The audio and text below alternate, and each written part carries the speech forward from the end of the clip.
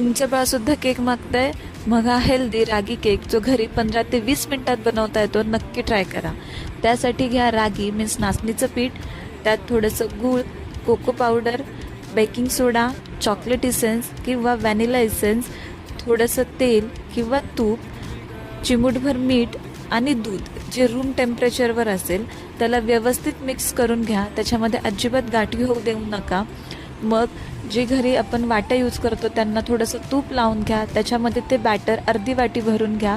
त्याच्यामध्ये तुमच्या आवडीचे ड्रायफ्रूट्स किंवा चॉकलेट्स यूज करू शकता. मी येथे डार्क चॉकलेटचे चोको चिप्स ॲड केले होते.